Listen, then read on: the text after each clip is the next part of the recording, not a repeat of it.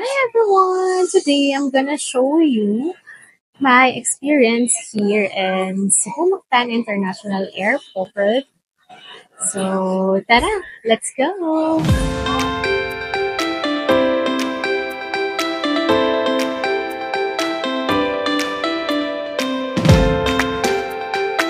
This is the drop-off for departure sa Cebu Mactan International Airport. So, kung magta-taxi ka or Grab, this is the drop-off going to the entrance.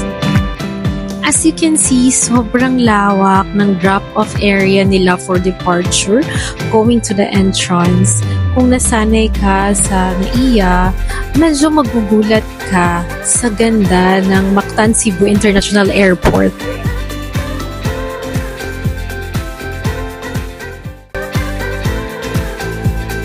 This is how it looked inside. Welcome to Cebu Mactan International Airport.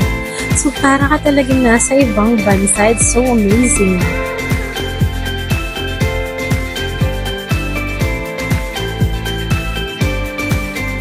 This is the check-in area or check-in counter nila for Jeju Air.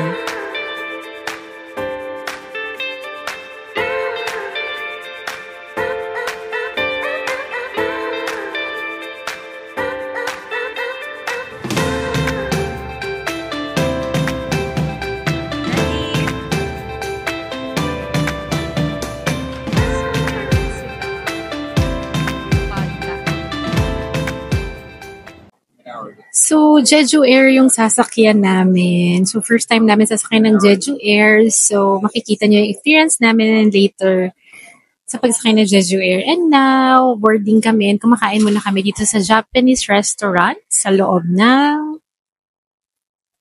boarding ng Mactan Cebu International Airport. Ito siya. Yan. And I like the food here. Medyo pricey lang. Pero at least, medyo peaceful yung ambience ng airport na to compared with NAIA. Yan. So, we're eating now ramen, gyoza, and maki. See you later! So, hi! We're still here sa Mactan Cebu International Airport. And it's so nice ng airport here as you can see. Very international ang airport nila. Sobrang nice na. Sobrang nice. Sa mga sanay sa Manila International Airport or NAIA, magugulat kayo sa Mactan Cebu International Airport. Sobrang ganda niya. It's like Taiwan Airport. Same na same yung itsura. And hindi siya masyadong crowded, mabilis yung process, hindi mahaba ang pila sa immigration. Kaya, mas gusto namin na mga international flight namin dito sa Cebu Mactan International Airport.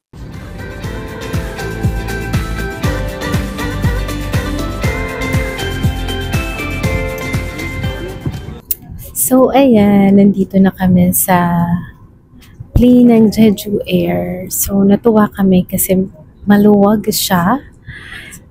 And yung leg room din niya, maluwag. So, mas na-stretch namin yung legs namin.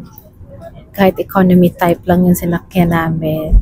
Malaki siya. So, mas comfortable siya. So, yun lang.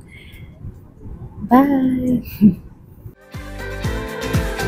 Yun lang guys. Sana nag-enjoy kayo sa airport tour ko. And see you in Korea. Bye!